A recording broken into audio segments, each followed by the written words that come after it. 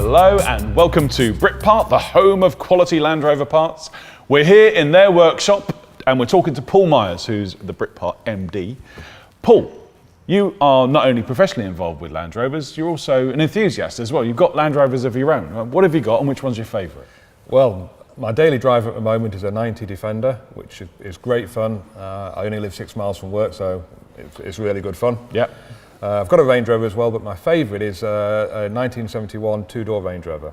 Right, J-Reg? J-Reg, yes. Wow, yeah. That's fantastic. You have to give me a go in that later. No problem. Excellent stuff, great. Okay, what are we looking at here today? Completely different era of vehicle. This is the 2.4 Puma Defender EGR valve, so exhaust gas recirculation valve. Legendary EGR valve. Now, firstly, tell me, why does a vehicle have an EGR valve in the first place? What it does is that some of the noxious chemicals coming out of the exhaust, in certain conditions, this will take those and recirculate them back into the engine to burn them twice before letting them out into the atmosphere. Okay, so important piece of kit. How do they fail? Normally we have a valve here at the bottom. This is electrically operated by the actuator. Yeah. The valve will stick and the motor will fail then. Okay, and how will you know that's happening? 2 ways. You will get a lot of black smoke out of the engine, yeah, but also it'll put a light up on the dashboard. Right, and that's when you need to know you need to fit it. Easy job? This engine, it's not too bad. Some of the later engines, it can be quite difficult.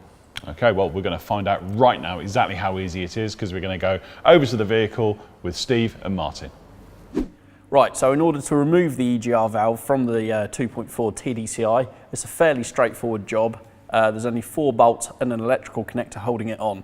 So the first thing you're going to need to do is go and remove that. It's a small grey 2-pin electrical connector. Just release the clip, slide that off the valve. You then need to release and undo. There's 2 smaller bolts that go down into the exhaust manifold vertically, and then another 2 that come from the back of the engine forwards and thread into the valve body itself. When they're all out of the way, manoeuvre the valve from the engine bay. It's a little bit tricky, but a bit of perseverance and it will come out.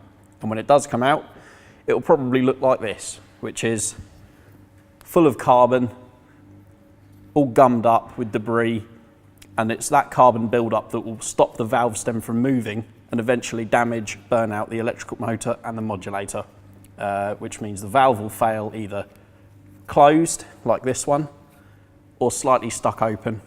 Put your engine light on and give a lack of power. So this valve is obviously faulty and needs to be replaced. This is a new EGR valve, all nice and shiny inside. All the ports are clean, where obviously there's been no carbon buildup. This should be good for another good few tens of thousands of miles. It's fairly straightforward to replace. The only couple of tricky bits are fitting the gaskets, because it's a difficult location to get into. So we'll do that now, and what we'll do is we'll use a few blobs of blue Hylamar on the mating faces just to hold the gaskets in position while we lower the valve into place. So just applying a couple of blobs onto the face there and onto this one, and then we can stick the metal gaskets to the valve. You need to hold them for a couple of seconds while the Hylamar goes off. But what that will do is hold them in position so that when you lower the valve onto the engine, they don't fall off and the holes don't misalign, and just makes life a lot easier, like so. And it's all well and good having the gasket stuck to the valve, but then you've got to lower 2 very small bolts into a very tricky place. And in order to help do that, Fuzz has got a good tip for you. Some components on any vehicle are a bit of a devil to fit. This EGR valve is one of those. There are these bolts to consider. Now, the trouble is, getting the bolts in when you're just looking at it like this is simple. But once you've got the valve in, it's difficult to get these bolts in. So what you need to do is use a little trick. Get a little bit of plastic, a little bit, just shove it over the end of your socket. Then, if you put your bolt in, as if by magic, when you turn it upside down, it doesn't go anywhere. So your hard to get to component is now easy to fix in place. There we are. Start it by fingers, then use your ratchet. Done. So that's the new EGR valve all fitted and in place. We've just plugged in the electrical connector. The only thing to do now is clear the fault codes with the Britpart Lynx Evo and road test the vehicle to confirm the fix. For more top tips on how to look after your Land Rover, be sure to check out the rest of the Britpart Workshop videos.